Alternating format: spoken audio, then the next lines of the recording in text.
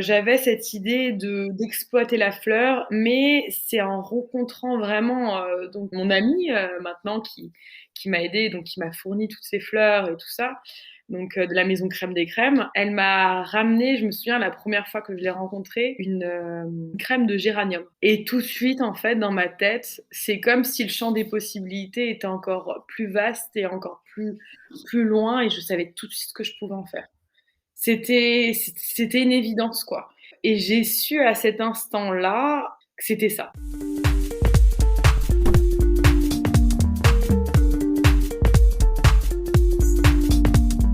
La pâtisserie, c'est avant tout une histoire de goût, de saveur et d'émotion.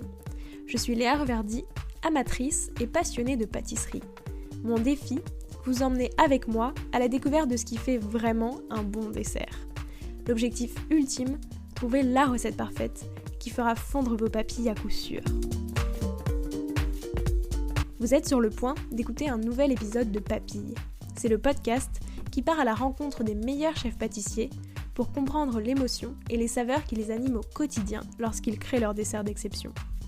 Après cet épisode, à vous de laisser libre cours à votre imagination et de créer les desserts aux saveurs qui vous ressemblent, tout en vous inspirant des meilleurs. Bonne écoute! Bonjour à tous et à toutes. Donc cette semaine, j'ai eu le plaisir de rencontrer Sophie de Bernardi, la pétillante chef du Café de la Paix.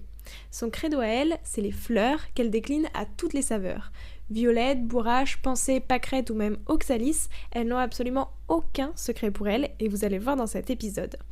Avec elle, j'ai appris comment chaque fleur a des propriétés spécifiques et s'associe avec des saveurs très précises, mais aussi comment Sophie aime partir de pâtisseries classiques pour y ajouter sa touche d'originalité, et enfin, comment commencer à utiliser des fleurs dans vos desserts si ça vous tente. Bonne écoute! Bonjour Sophie, donc Bonjour. en ce moment, tu vends tes desserts sur les marchés dans un food truck. Déjà, comment est-ce que t'es venue cette idée? C'est pas encore un food truck, mais c'est en cours d'acquisition. C'est mon ami, donc compagnon Romuald, qui a eu cette idée géniale. Donc il est chocolatier à la base et il s'est dit, punaise, pourquoi pas vendre sur des marchés du chocolat à l'aide d'un food truck. Parce qu'on en voit un peu partout avec justement des hamburgers, des pizzas, etc. Donc pourquoi pas du chocolat? C'est vrai que c'est le moyen un petit peu je dirais, d'être pas fixé à un point et de pouvoir un petit peu voyager et puis même à travers les vacances de continuer un petit peu à bosser tout en allant dans le sud pour profiter justement la belle et pleine saison là-bas, quoi. Mais là, c'est aussi beaucoup parce que c'est la pandémie. Mais sinon, qu'est-ce que tu retiens de cette expérience et est-ce que c'est quelque chose que tu referais après? Carrément. Je pense que déjà, bon, je le soutiens à fond dans son projet parce que c'est surtout son projet à lui. Moi, je suis là vraiment pour l'aider sur la partie pâtisserie. Bon, j'attends aussi un heureux événement, donc je suis enceinte de 7 mois, donc on va un petit peu au bout d'un moment se calmer là-dessus. Mais qu'est-ce que je retiens? C'est le partage, c'est le contact avec les gens, c'est le fait aussi de continuer en fait à procurer du plaisir, surtout parce que je pense que c'est important. On a perdu un petit peu tous ces comment dire, cette restauration qui articulait, enfin la vie articulée sur Paris autour de tous ces nouveaux restaurants qui ouvrent sans cesse, qui sont vraiment, enfin moi j'adore cette effervescence toujours à découvrir des nouveaux endroits, des nouvelles saveurs. Et là, à travers ces marchés, j'essaye un petit peu de continuer un petit peu enfin, cette folie, quoi, enfin, ce processus de création qui nous permet toujours d'échanger, de continuer et d'évoluer dans notre création, quoi. Déjà, félicitations. Et puis oui, c'est sûr que c'est vrai que ça doit être un peu frustrant de ne pas pouvoir créer parce que tout est fermé. Et là, au moins, ça donne une Très bonne manière de continuer, quoi. Ouais, très frustrant, surtout qu'on s'est arrêté, j'irai en bonne voie, où on était dans la réouverture d'un café de la paix, qui était flambant neuf, avec une verrière magnifique, avec une carte qui était superbe. Enfin, moi, j'adore en plus la saison du printemps, où on commence à voir toutes ces fleurs, tous ces fruits qui donnent de la couleur, du peps, et au final, ça s'est arrêté, j'irai en mauvais chemin, quoi. Mais bon, ça s'est arrêté, mais pour mieux reprendre plus tard, j'en suis sûre. Et là, c'est vrai que grâce à ce food truck, ça me permet toujours de continuer, de pouvoir, comment dire, créer, avancer et puis donner du plaisir aux gens, ce qui est super important, quoi. Et avec ma moitié, donc ce qui est encore, ce qui est aussi fou et aussi dingue, parce que du coup, on n'avait jamais travaillé ensemble, et puis grâce à cette pandémie, au final, on se retrouve à travailler ensemble, et c'est vrai que c'est vraiment génial aussi, quoi. Voilà. Non, c'est vrai que ça a aussi permis des bonnes choses et des bonnes initiatives, mine de C'est ça. rien. Bah, écoute, maintenant, je voudrais revenir un peu sur ton parcours, mais sous le prisme des saveurs. Donc ma première question, c'est quoi les saveurs qui ont marqué ton enfance? Les saveurs qui ont marqué mon enfance, la cannelle, ça serait, ça serait de fou de dire autre chose pour une Alsacienne. Parce que la cannelle n'avait pas marqué mon enfance. Ensuite, alors, l'églantine. Pourquoi l'églantine? En fait, ça pousse un peu sur tous les arbres. On a tendance à appeler ça un peu le gras de cul, hein. Désolée pour le nom un petit peu moins glamour. Mais c'est un petit fruit comme une petite baie en fait rouge qui est assez acidulé et qui pousse en montagne un petit peu partout en France. Et on avait pour habitude avec ma grand-mère de récupérer quand il faisait beau cette églantine et d'en faire une marmelade. Voilà. Donc ça c'est une des saveurs qui m'a beaucoup marquée et je dirais la framboise et oui, les fruits rouges du jardin, quoi. Voilà, c'est en saison quoi. C'était assez fou. Elle faisait une charlotte aux framboises avec un biscuit génoise et une chantilly et des framboises dedans, un gâteau tout simple. Mais j'en ai un souvenir mémorable, quoi. Est-ce que c'est des saveurs que tu aimes bien réutiliser, aujourd'hui? La cannelle, j'utilise moins. J'ai plus tendance à l'utiliser dans des choses un petit peu classiques, enfin qui sont typiques alsaciens, voilà. Surtout au moment de Noël. Mais c'est vrai que j'y vais par parcimonie. Après, je suis très fan du chai thé latte. Mmh. Voilà, un truc un petit peu avec des mélanges d'épices. Par contre, le pain d'épices, c'est vraiment pas ma tasse de thé. Concernant l'églantine, j'ai fait donc, j'allais dire l'année dernière, mais non, l'année encore d'avant. Voilà, ça passe vite. J'ai fait l'année d'avant une bûche donc qui était en forme de boule. J'avais vraiment visualisé dans ma tête une boîte de boules de Noël avec plusieurs couleurs, etc. Donc j'avais monté ça en forme de bûche et j'avais fait de la vanille, et de l'églantine mélangée avec aussi de l'azuki, qui est une pâte de haricots japonais, haricots rouges de japonais, et ça donnait vraiment une texture assez folle et assez inédite. Et la plupart des gens ne connaissaient pas en plus l'églantine, donc Mmh. c'était super pour moi de pouvoir le partager, parce que c'est vrai que c'est pas forcément un fruit, enfin une matière avec laquelle on travaille et on développe des choses. Et j'étais vraiment ravie de pouvoir la faire découvrir aux gens. Et c'est ça aussi qui est bien dans le processus de création, c'est le partage et justement l'apprentissage de nouvelles saveurs, de nouvelles choses, quoi. Voilà. Et Donc, et comment tu l'as travaillé exactement l'églantine? Parce que c'est vrai que c'est pas une beh, enfin, on n'a pas l'habitude d'en voir, donc comment ouais. est-ce que ça Alors, se travaille? j'ai fait une personnalisation parce que donc au Café de la Paix, on a quand même, enfin, en termes de travail, si j'avais reçu moi-même l'églantine, on est quand même une maison qui travaille, qui a quand même une grosse clientèle, où en termes de bûches et autres, c'est assez phénoménal, quoi. Donc, je pouvais pas me permettre de mettre le petit écossage des églantines, le travail pur des églantines par mon équipe. Donc, je suis passée par une maison française qui a recueilli eux-mêmes en fait des églantines, qui ont traité ces églantines et qui m'ont fait une purée d'églantines congelées. Voilà, OK. avec laquelle j'ai fait un confit églantine et ensuite j'ai fait aussi un crémeux églantine à l'intérieur. Et pour casser un peu ce côté un peu trop acidulé, j'ai également fait une mousse vanille, très vanillée, un petit biscuit génoise imbibé au sirop vanille.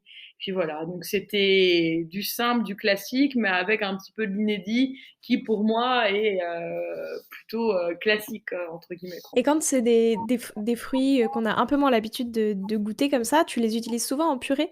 Enfin, est-ce que c'est tu travailles beaucoup les fruits à partir de purées de fruits qui ont déjà été faites ou? Non, pas spécialement, mais là, en fait, c'était, en fait, l'églantine, c'est pas possible de l'avoir autrement. Enfin, moi, je l'ai Ouais. toujours connue en marmelade ou en, comment dire, en gelée. Voilà, j'ai toujours que nuances. C'est pas comme une framboise qu'on peut manger comme ça, c'est pas la même chose, l'églantine.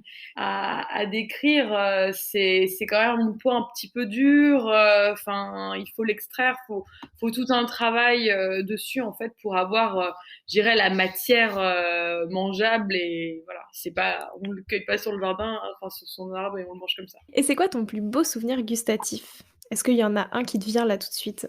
Alors, j'en ai eu un dernier là. Là, franchement, un dernier. Et j'ai oublié le nom et elle va me tuer. Mais bon, elle va comprendre que j'ai une mémoire de poisson rouge, je vais pas arrêter de lui dire. C'est chez Maison Alep, là. Donc, Myriam m'a fait goûter. Je suis allée à son pop-up, donc la Galerie Lafayette. Et elle me dit, mais dis-moi ce que tu as envie, t'es enceinte, prends tout ce que tu veux. Enfin, voilà, fais-toi plaisir. Et elle a une espèce de petite tarte avec un fromage qui vient de chez elle, mais qui a été dessalé, avec de la pâte filée au-dessus, qu'elle passe au four et qui fait comme un fromage fondant, ultra coulant, mais sucré, mais salé. Oh là là, c'était une tuerie. Donc ça, c'est mon dernier gros souvenir de gustatif et j'ai un trou de mémoire de comment ça s'appelle. Mais c'est vraiment quelque chose à tomber par terre, quoi. Et je lui ai dit, mais pourquoi tu ne montes pas plus? Parce que tout le monde voit ton truc dans le canaïf. J'ai dit, mais c'est une tuerie, c'est une tuerie. Elle me dit, bah, tu sais, Sophie, j'en parle déjà. Je fais des super posts où justement sur Instagram, on la voit en train d'étendre le, euh, comment dire, le fromage et tout ça. Mais c'était, voilà. Mon dernier super souvenir gustatif, c'est ça. Est-ce qu'il y a une saveur qui t'évoque ton arrivée au Café de la Paix? Le café. Alors, pourquoi le café? Alors, pas que parce que bon, ça fait un peu bateau, café la paix, c'est le café. Pourquoi le café? Parce que donc quand je suis arrivée, c'est vrai que moi j'ai toujours tendance à comparer en fait le café la paix comme un peu une piscine olympique. C'est vraiment une maison immense en termes de chambres, en termes de banquets, en termes de possibilités. C'est une maison grandiose. On n'en a pas conscience tant qu'on n'y a pas mis les pieds, mais c'est fou tout ce qu'on peut faire dedans, quoi. Et au départ, j'étais un peu, on va dire, le temps de prendre les rênes d'une grande maison. Et pas pour se faire dépasser, ben, il faut rester, il faut faire des heures quand même, et puis afin de tout maîtriser, chaque rouage de cet établissement. Et j'ai bu beaucoup de café. Je dirais, c'est un gros souvenir, le café. Et après, bon, j'irais la noisette. Pourquoi la noisette? Parce que c'est le dessert qui m'a fait rentrer, enfin, qui m'a fait rentrer, oui, qui a fait en sorte que je sois un peu le coup de cœur du chef Laurent André. Donc j'avais fait, donc là maintenant je l'ai refait après. Donc j'avais fait un succès noisette, mais en dessert à l'assiette. Et je revois le chef en train de manger ça en me disant, punaise, mais qu'est-ce que c'est bon. C'est vrai qu'il a l'air bon ton succès noisette, j'en ai déjà vu des photos, c'est vrai que En plus, il a été revu un petit peu à la page. On recycle un peu les recettes, hein. C'est un peu comme Vinted, hein, c'est Vinted de la pâtisserie. Et c'était quoi les saveurs de ta toute première création? Est-ce que tu t'en souviens?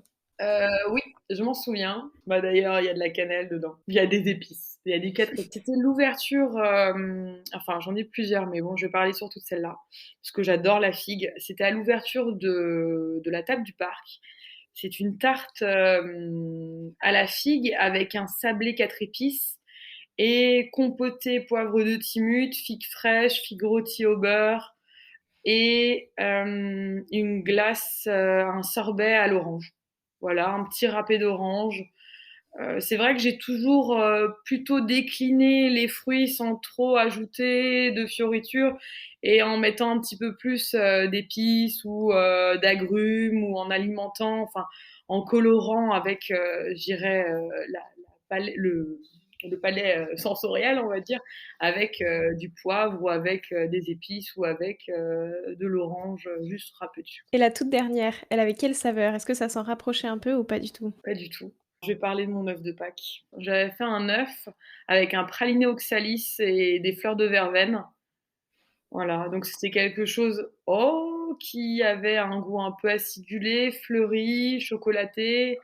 Donc c'était un œuf que j'avais dessiné en forme un peu de donuts, mais œuf donuts. Voilà. Et ouais, voilà, pour un peu imager, hein, voilà. Et j'avais repris ces vieux moules donc c'est les moules Magiflore, et c'est les premiers moules qu'on met en fait en cellule. j'avais appris ça. Donc ça, c'est un truc qui m'est resté vraiment dans mon apprentissage où ma première patronne mettait ça en fait en cellule de refroidissement. On avait juste à le tremper dans la tempéreuse de chocolat et il ressortait une super fleur, quoi. Donc je me suis dit: «Punaise, il faut un jour absolument que j'utilise ces moules Magiflore parce que je les adore, quoi» et même si ça fait kitsch, donc faut faire en sorte, c'est un peu comme les trucs détournés, hein. Je te dis et c'est ce que je te disais, en fait, en pâtisserie, on recycle un petit peu, des pièces qui sont peut-être, un peu désuètes et qui sont un peu, considérées comme passées et on essaye de les remettre un peu au goût du jour. En fait, on essaye de faire la même chose, je dirais avec certains éléments, quoi et le Magiflore, enfin les fleurs Magiflore en font partie, quoi. C'est quelque chose, je pense que la plupart des pâtissiers, on connaît ça. Euh, J'espère les nouveaux aussi. C'est quelque chose qui a fait à tous notre apprentissage en tous les cas, quoi. Et plus globalement, pour terminer cette première partie, ça représente quoi pour toi la pâtisserie? Bah, la pâtisserie, c'est ma passion, déjà. Et c'est vrai que ça fait quelque chose et de pas remonter tout le temps sur Paris, de pas venir à mon café de la paix, de voir mon équipe, ça fait un petit truc au cœur quand même, hein, parce que de vivre de sa passion, c'est pas tout le monde qui peut le dire en tous les cas, voilà. Donc la pâtisserie, oui, c'est ma passion et puis c'est un peu mon exutoire, quoi, entre guillemets, en termes de création, quoi.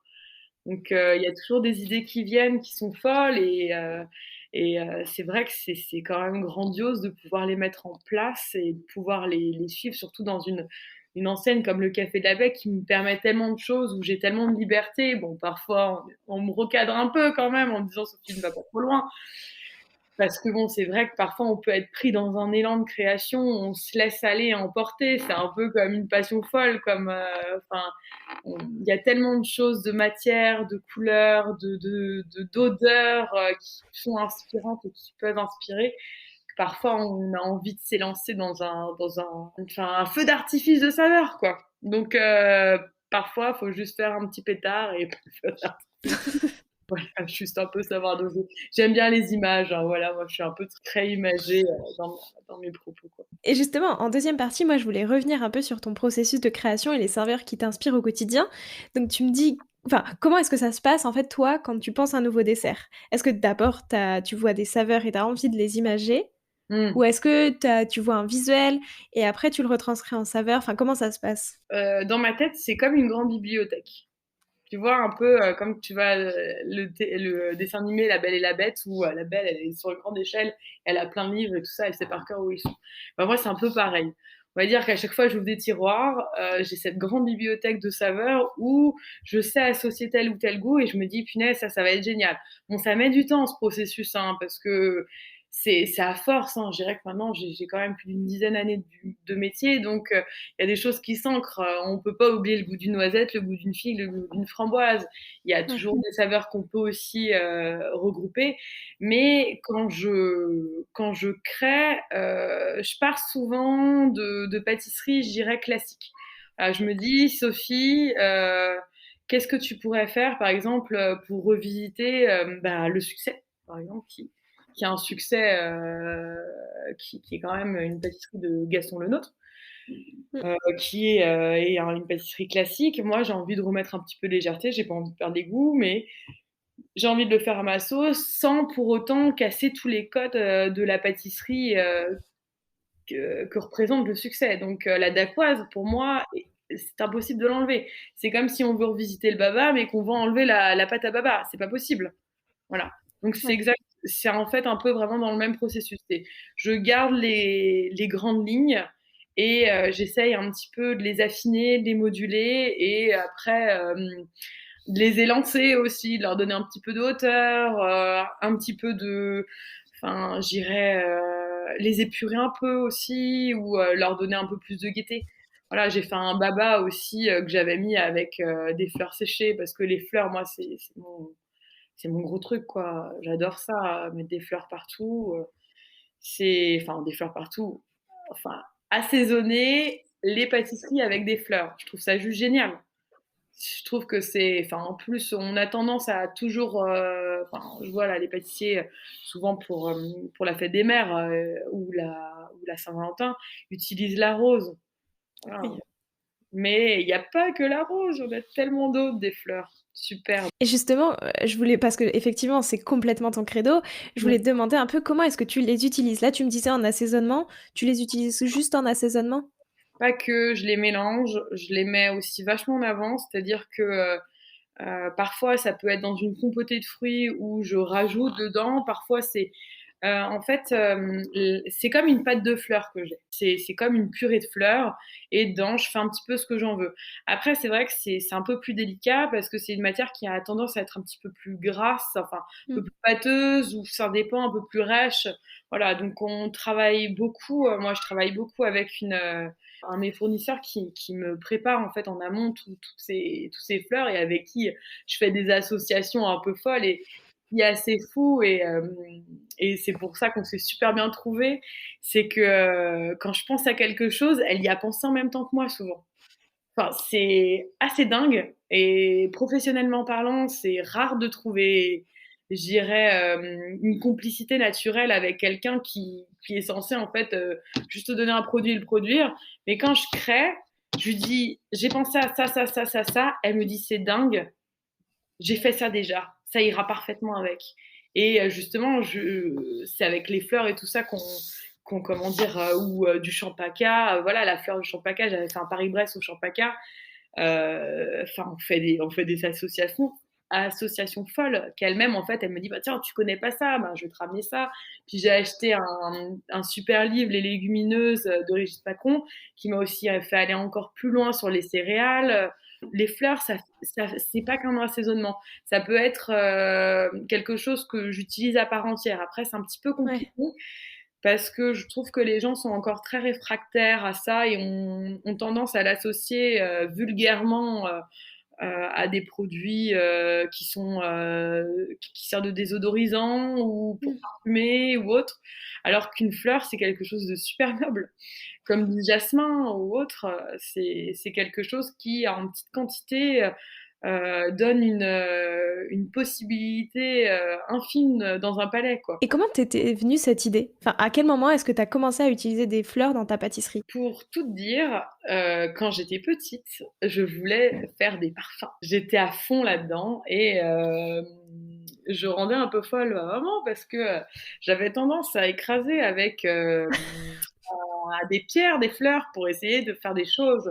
Je mettais des pétales de rose ou n'importe quoi dans de l'eau, enfin, je faisais des fleurs séchées partout, j'adorais faire ça, enfin, c'était super, hein, mais bon, je rendais un peu folle ma mère parce que son jardin ne ressemblait plus. Enfin, heureusement qu'il y avait les champs pas très loin, donc ça c'était sympa. Mais bon, il y avait surtout des coquelicots et les coquelicots, c'est pas toujours pour tout en pendant toute la saison. Déjà, les fleurs, c'est quelque chose que j'adore. Voilà, ça a toujours été comme ça. J'aime mettre même des fleurs sur moi. C'est quelque chose qui m'a accompagnée durant toute ma vie et qui fait partie, je dirais, de mon ADN. Donc, si tu veux, au départ, j'y allais timidement.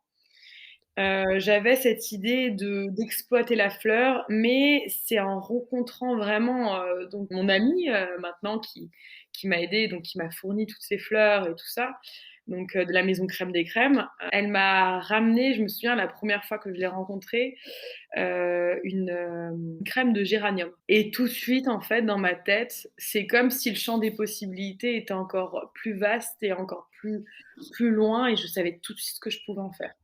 C'était une évidence, quoi. Et j'ai su à cet instant-là que c'était ça. Et je me souviens parce que c'était un peu compliqué parce qu'au départ, enfin la manière dont on doit rentrer au Café de la Paix en termes de fournisseurs, on demande quand même pas mal de choses. Et elle était un peu jeune dans son entreprise, etc. Et on me disait, Sophie, attention, elle a 2 ans d'activité, c'est pas assez pour nous, voilà, on a des clauses, c'est comme ça, c'est comme si. J'ai dit: «Écoutez, je vous préviens, si vous ne l'acceptez pas, moi je vais pas pouvoir faire ma pâtisserie». J'ai dit: «Je veux faire ma pâtisserie et c'est avec elle. C'est comme ça et c'est pas autrement». J'ai dit: «Je fais pas beaucoup de caprices, mais là je vous demande juste elle. En plus c'est un artisan du coin, enfin ça me plaît beaucoup aussi de pouvoir, qu'elle m'accompagne, mais aussi de l'accompagner au final, quoi. Voilà, c'est donnant-donnant. Et je dis, je veux pas lâcher l'affaire là-dessus. On m'a dit, ok, bon, bon.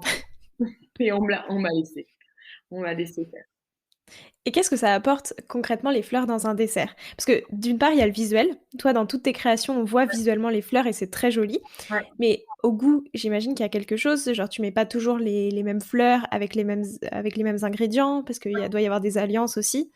c'est ça, exactement. Par exemple, j'adore mettre de la tagette avec de la figue et de la coco. La tagette, c'est un petit peu un goût acidulé, amertume et tout ça qui fait vraiment pétiller le dessert. Qu'est-ce que j'adore encore? Enfin, le jasmin. Pour moi, le jasmin va tellement bien avec le chocolat.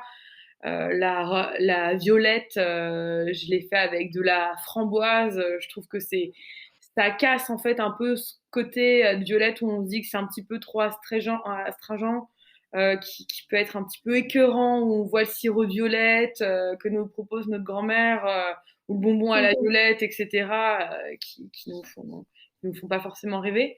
Donc c'est vraiment casser, donner un petit peu de volupté en fait à un dessert. C'est-à-dire que si tu fais juste une tarte framboise avec de la vanille, mais que tu rajoutes de la violette, tout de suite tu te dis punaise, mais c'est une tarte Ouais. framboise, violette, vanille.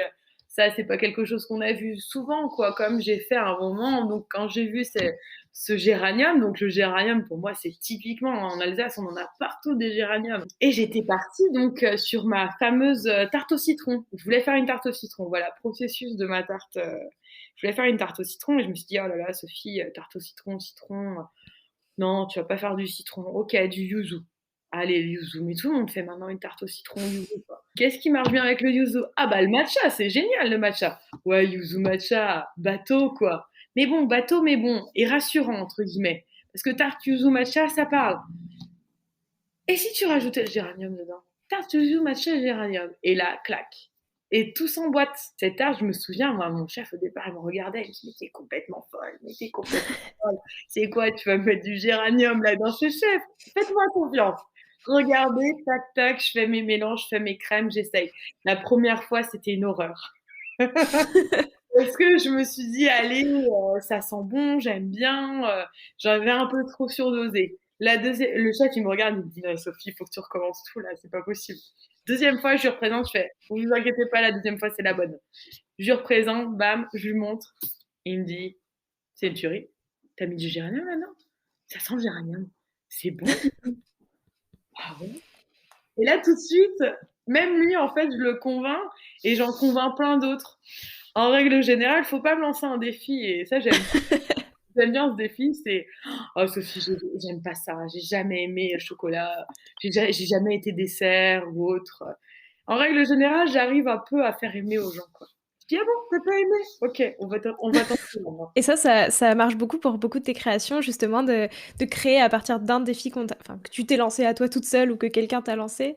Ouais, parfois, ouais, ça marche pas mal. Parce que en fait, pour tout te dire, et c'est ça que j'adore aussi avec mon équipe, c'est quand je fais une carte, je suis dans mon bureau, donc j'écris plein de mots, plein de noms, j'écris plein de saveurs.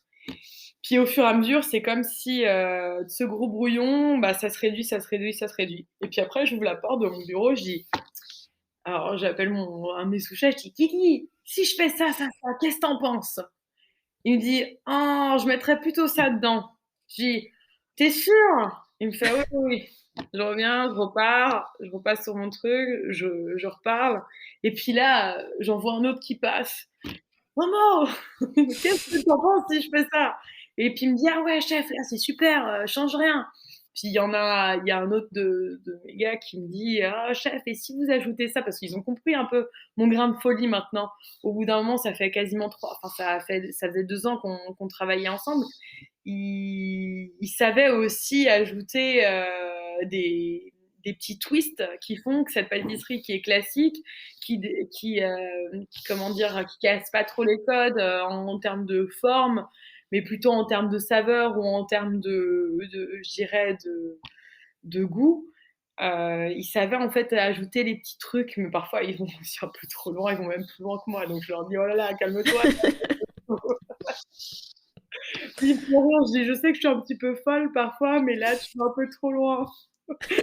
Il faut que tu ralentisses un peu les chevaux. Là, tu les as lancés au galop, reviens au pas». Et pour revenir un peu sur les fleurs, tout à l'heure, tu m'as dit: «Le géranium, au début, j'en ai beaucoup trop mis». J'ai Ouais, l'impression que c'est un peu récurrent avec les fleurs, où en fait, ça doit se doser, ouais. de manière, enfin, très, très précise, parce que si on les sent trop, ça devient compliqué.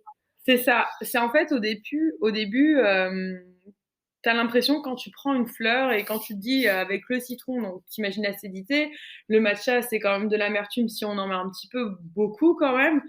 Avec la crème, toutes les matières premières qui sont œufs, sucre et tout ça, farine, enfin peu importe. Au final, on se dit, la particularité de ma fleur, elle va pas se sentir. Donc, Mmh. j'appuie tout de suite. Moi, je préfère aller à l'extrême d'un point ou d'un autre, hein, et me dire, bah attends, là, là, tu la sens à fond, donc tu peux un petit peu redoser et j'irai et calmer tout ça. C'est donc ce que j'ai fait en fait avec la fleur, parce que pour moi c'est important, quand je t'annonce quelque chose en te disant dans ce dessert tu vas manger de la violette, de la framboise, de la rose, du géranium, du yuzu et du matcha, je veux que tu sentes tout ça. Sinon ça sert à Ouais. rien. Je déteste, alors c'est un truc ça qui m'horripile, c'est quand je suis en train de manger une pâtisserie ou peu importe ou un plat et que je me dis mais qu'est-ce que c'est? Qu'est-ce que c'est? Oh là là! Il m'a dit qu'il y avait ça, mais non, mais je le sens pas du tout. Mais non, mais c'est pas ça, c'est pas possible. Donc moi, j'ai vraiment envie que ça soit une pâtisserie claire, lisible pour tous et j'ai pas envie de détourner ou tromper les gens. J'ai vraiment envie qu'ils se disent: «Punaise, c'est vrai, on le sent». Comme un petit peu un vin où on te dit dans une cuvée, il y a une note de fruits rouges, puis une note, un petit peu plus acidulée de citron et puis sur la fin, tu vas sur un côté un petit peu plus boisé, épicé. Voilà, c'est ce processus de dégustation qui doit se faire aussi pour moi à travers, les pâtisseries. Du coup, c'est quand même assez compliqué. Mais si, on veut commencer, tu vois, on débute, enfin, on débute pas forcément en pâtisserie, mais on débute dans l'utilisation des fleurs. Est-ce que tu Mmh. as une recommandation? Une fleur qui est plus simple à utiliser ou, une méthode? Tu vois, si on les utilise fraîches, directement dessus, est-ce qu'on peut en cueillir dans son jardin? Enfin, je sais pas, On peut tout à fait. Alors, quand on en cueille dans son jardin, le mieux de toute manière, les fleurs pour les travailler, c'est de les faire sécher. C'est de les faire sécher, après de les réduire en poudre et de faire après, de rajouter en fait dans ces fleurs un corps un petit peu, je dirais pas forcément gras, mais quelque chose qui ne dénote pas le goût de la fleur, mais qui permet de lui donner une texture. Style, on peut mettre tout simplement de l'eau avec un peu de sucre, un sirop de sucre, voilà. C'est quelque chose qui peut très bien marcher. Ou on peut se dire, ben tiens, j'ai une fleur style comme, comme comment dire, enfin moi j'avais une fleur de guimauve et une fleur de lotus. On se dit, bah je peux mettre un pignon de pin dedans ou comment dire, une amande pour mmh, donner un petit peu un côté un petit peu plus noisette caramélisée, mais tout en gardant en fait le goût et l'odeur de la fleur. C'est-à-dire que quand on ouvre son pot et qu'on sent sa mixture, tout de suite, on n'est pas trompé. On dit punaise, elle est toujours là la violette ou elle est toujours là la rose ou etc. Donc ça, c'est mes conseils. Ensuite, moi, je les cristallise moi-même aussi. Donc j'ai les fleurs séchées. Je les trempe dans un sirop de sucre, pareil, et je les fais sécher. Ça, c'est génial. Après, c'est vrai qu'en termes de goût, le sucre prédomine sur des pétales de fleurs. C'est plus quelque chose de visuel, mais pas de gustatif. Donc, il faut savoir aussi qu'est-ce que je prends comme fleur. Moi, je considère qu'une fleur de pensée, ça n'a pas vraiment de goût pour moi. mmh. Voilà, une fleur de violette aussi, c'est la violette, enfin, la fleur violette fraîche en elle-même, il en faut beaucoup pour avoir le goût. Ouais. Tandis qu'une rose, en règle générale, en faible quantité, on peut vite retrouver le goût de la rose et l'odeur de la rose. Pareil pour le jasmin, pareil pour des fleurs comme, la tagette ou J, là, le goût, il dénote pas et il reste tel quel, quoi. Donc faut faire attention aussi au c'est pas parce qu'on a une grosse fleur qu'on va avoir plus de goût. Voilà. C'est pas parce qu'on a une petite fleur qu'on va avoir moins de goût. Il faut vraiment les connaître et les comment dire et tourner autour de tout ça, de les analyser quoi. Mais moi j'ai la chance d'être accompagnée là-dedans euh, Ouais. avec une spécialiste qui fait que ça, qui fait en grande partie ça. Et c'est vrai que c'est juste génial parce que on a juste un petit peu après à redoser ensemble.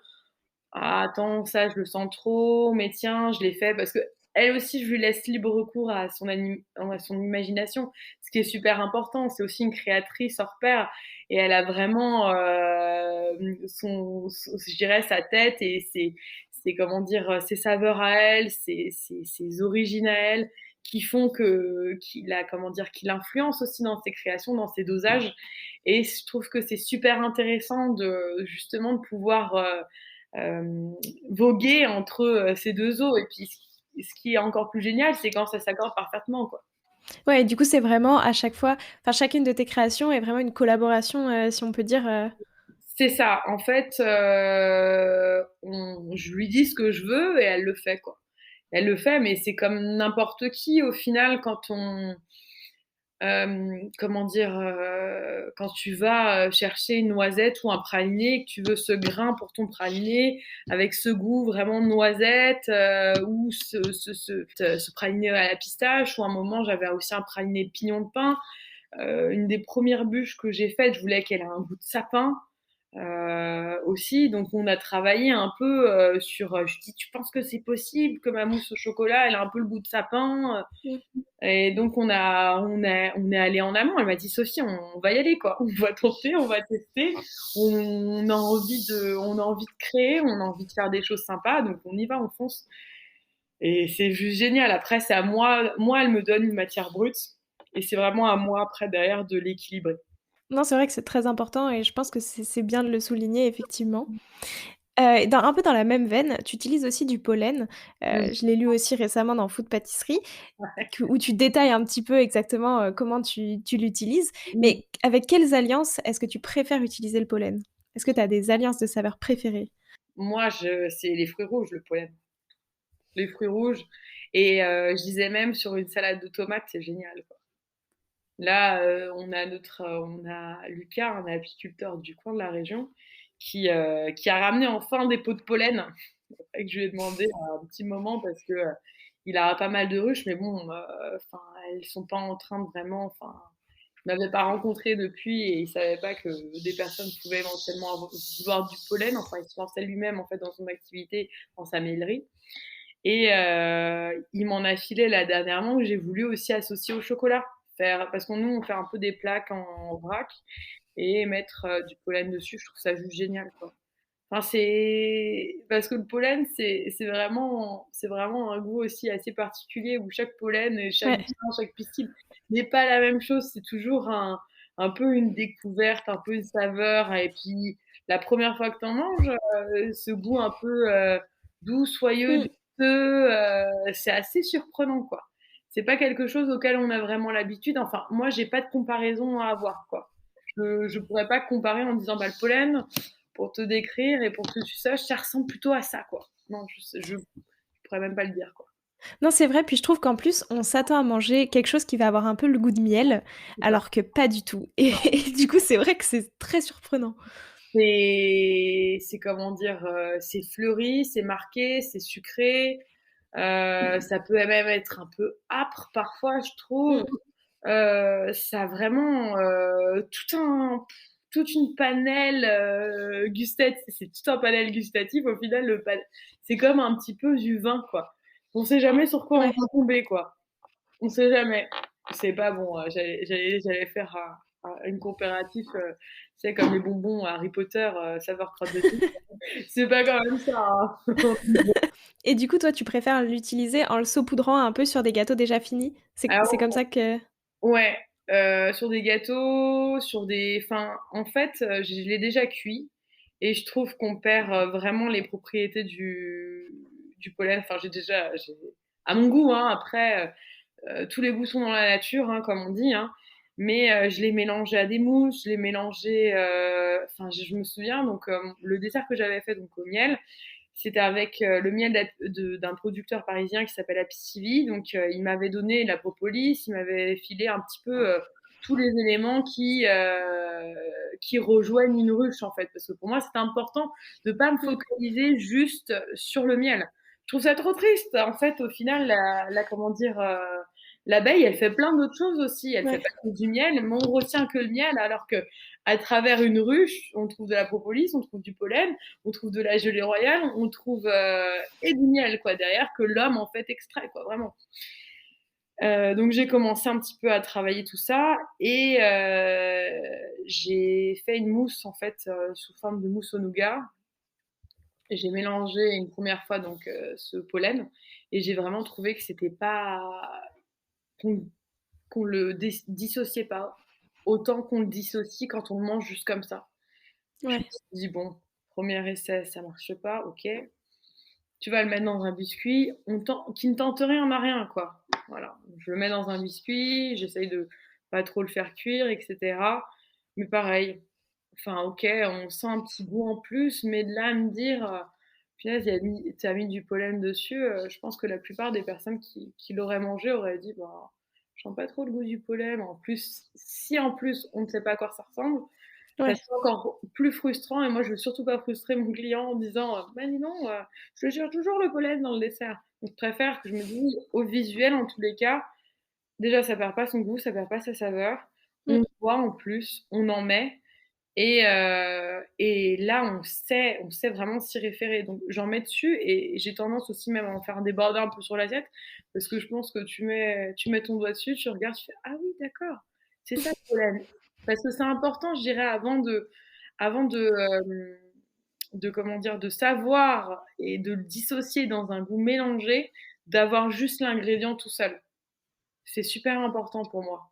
J'ai même tendance à les poivres, quand on me fait goûter des poivres, moi je goûte les poivres comme ça, quoi. J'ai ce besoin de différencier en fait la matière et pas tout de suite l'associer avec une pièce de viande ou autre, quoi. Je trouve ça super important en fait de la reconnaître avant toute chose, juste pour ce qu'elle est et ce qu'elle représente elle-même, quoi. Voilà. Ah, c'est très intéressant et c'est vrai que ça se retranscrit dans ta pâtisserie, enfin visuellement. C'est vrai qu'à chaque fois on les voit ces matières-là dont tu parles. Mmh. Donc maintenant j'ai une question parce que dans le livre, Le pari des pâtisseries, tu Ouais, donnes la recette de ton chiffon cake au matcha. ah, c'est Quels gentil. conseils est-ce que tu pourrais donner, pour bien la réussir? C'est vrai que punaise, ce chiffon cake, quand, François me l'a demandé, c'est difficile parfois de laisser partir des bébés un peu mais après je trouve que la pâtisserie c'est tellement du partage et je vois tellement de super pâtissiers français qui ont laissé, qui ont donné à travers des livres des Mmh. superbes recettes et qui en font aujourd'hui les pâtisseries d'aujourd'hui et de demain.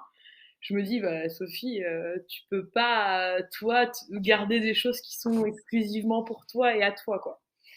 Et donc, ce chiffon cake, le moule est vraiment déjà super important en termes de densité.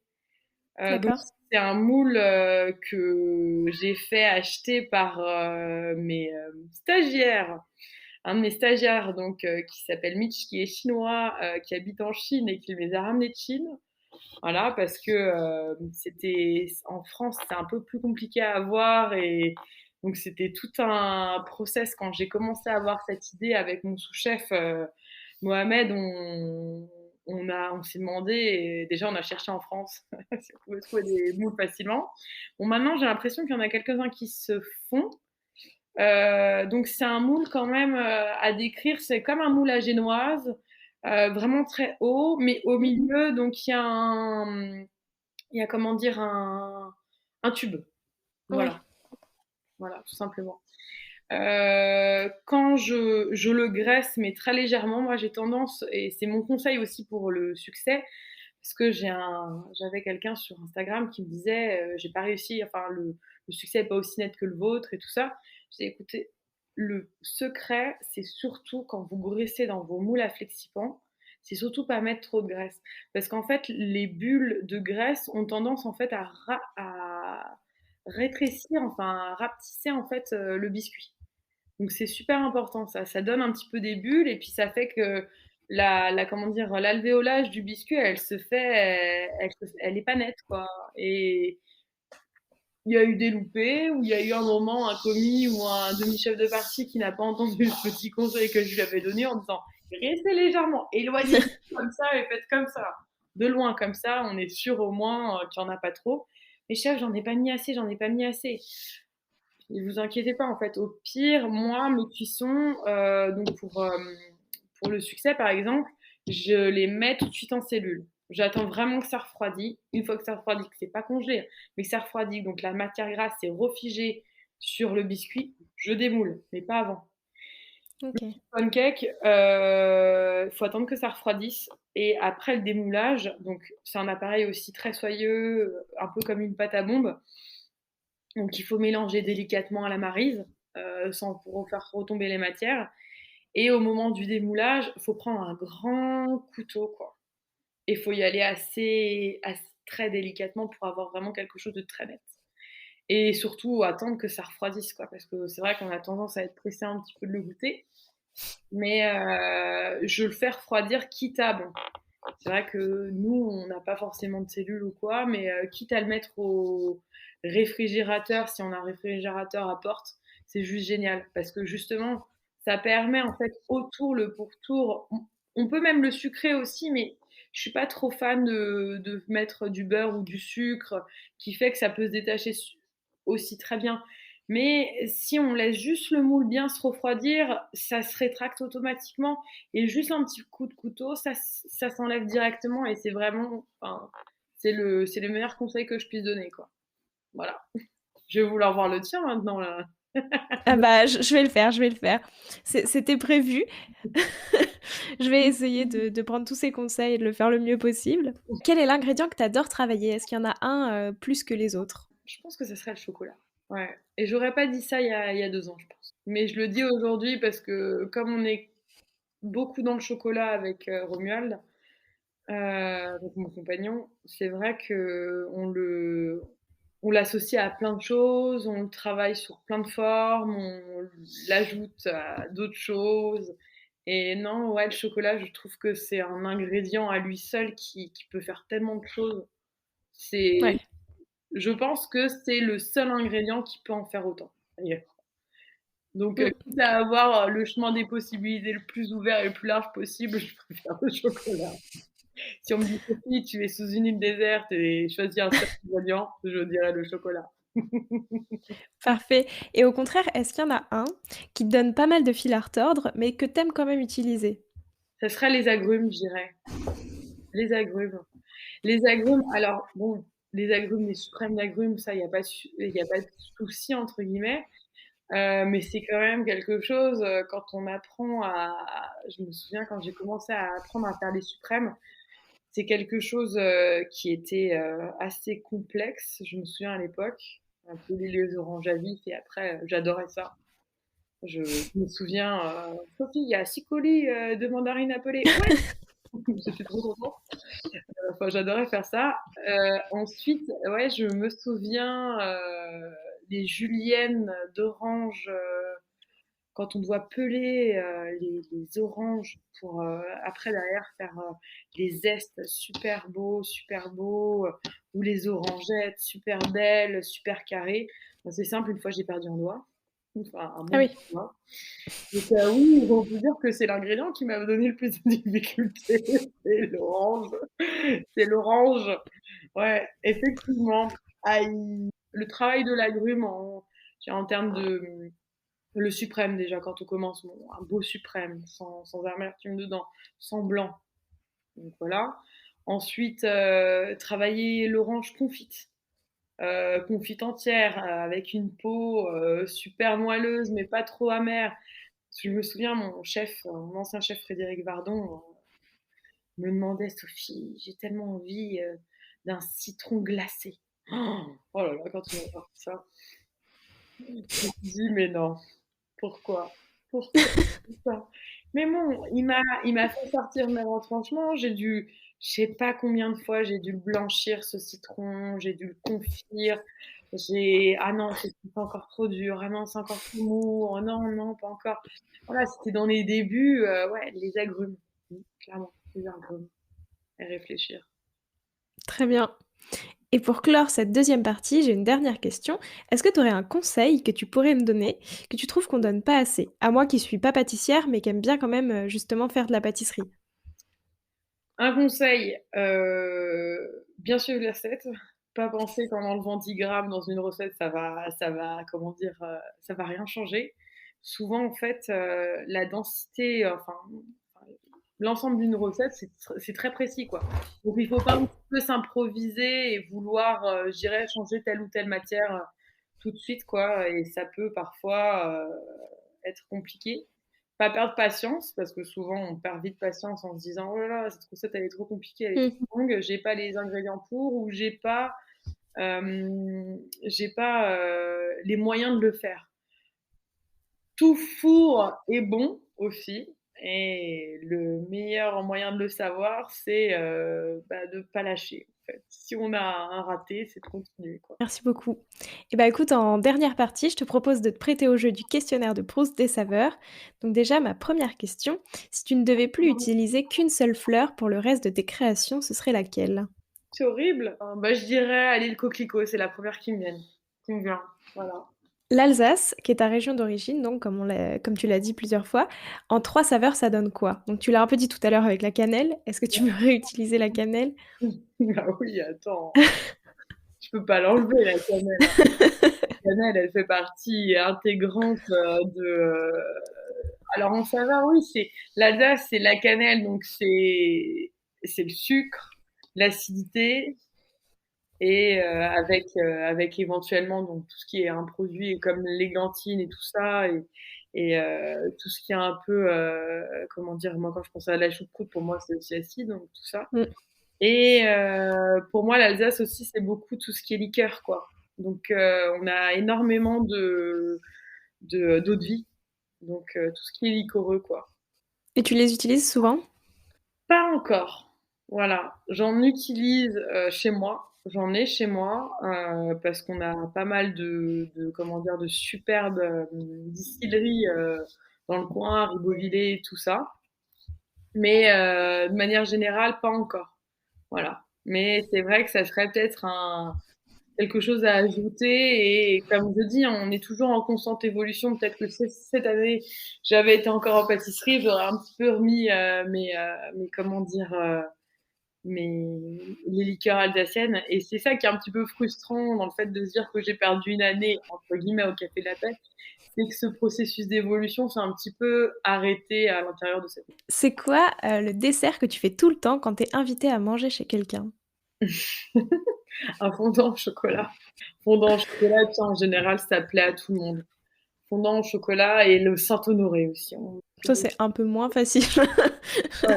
Ouais, mais je sais que le Saint-Honoré, à chaque fois, on m'en demande. Enfin, je sais que mon entourage proche, tout ce qui est Saint-Honoré, chou à la crème. Est-ce qu'il y a un pâtissier ou une pâtissière avec qui tu adorerais créer un dessert à 4 mains? Déjà, j'aimerais beaucoup recréer un dessert avec Jessica, Préalpato. Jessica Pré oui, ouais.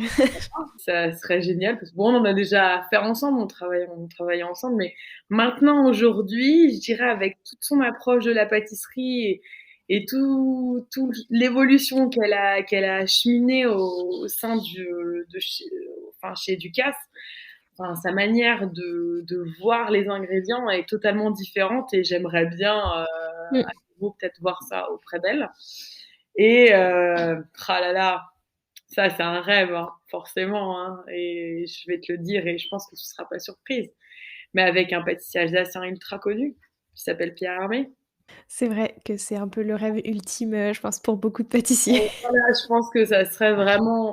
Là, c'est le côté plus affectueux avec Jessica et sur aussi, mais ce que je lui dis tout le temps, je trouve elle a une manière d'approche maintenant qui est folle, quoi. Enfin, où elle utilise la matière de tellement de manières. C'est vrai que je trouve que cette démarche-là, en tous les cas de pâtisserie, est assez tarée, quoi. Donc, j'aimerais bien un petit peu voir me glisser dans son monde, voir un petit peu durant une journée ou deux comment ça se passe. Et j'ai vu qu'elle commençait à donner des cours à l'école d'Arts du Casse, donc je vais peut-être me mettre sur un créneau, quoi. Et maintenant, si je te demande de créer un dessert à base de miel, avec quoi est-ce que tu l'associes? Et pas quelque chose que tu as déjà fait. Essaie de quelque chose de complètement inattendu. Je ferais quelque chose avec des herbes. Un peu un truc genre un peu une mousse menthe, after eight, herbacée, un truc un petit peu différent, un peu frais quoi. Et je garderais ce côté miel en mode sucré. Peut-être rajouter avec un peu de chocolat quoi. Voilà, mais quelque chose un petit peu de frais, d'herbacé et pour éviter de tomber dans mon péché des fruits rouges ou autres. Mais quelque chose d'un petit peu plus articulé sur la verdure et sur le citron et sur le miel, voilà. Ouais, un truc avec un peu de citron caviar, du kumquat, voilà quelque chose un peu de frais et de vert. Parfait. Et maintenant, j'ai 5 dernières questions. Plutôt saveur de printemps ou saveur d'été? Ou printemps. Fleur d'oranger ou violette? En violette, Pollen ou matcha? matcha. Plutôt fleur ou chocolat? Un fleur. Et enfin, tarte aux pommes à gastache ou gâteau de riz soufflé et chocolat de la Saint-Valentin?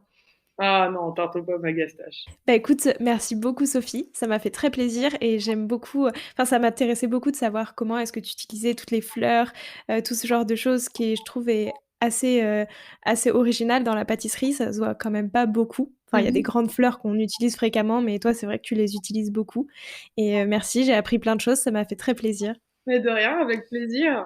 C'était un super moment et ça nous a un peu changé quoi. Voilà, non, merci pour ce moment et puis ta gentillesse et ta bonne humeur, c'était top quoi. Alors en termes de pâtisserie, en tous les cas, avec tous ces conseils, tu peux plus rien louper maintenant, hein. Non, non, je vais m'appliquer, je vais m'appliquer. Je rigole, c'est bon enfant, c'est bon enfant. Bah, écoute, merci beaucoup De et rien. puis à bientôt. À bientôt Léa. Alors, est-ce que cet épisode vous a plu? Quant à moi, je vous dis à la semaine prochaine en compagnie d'Aurélien Rivoire.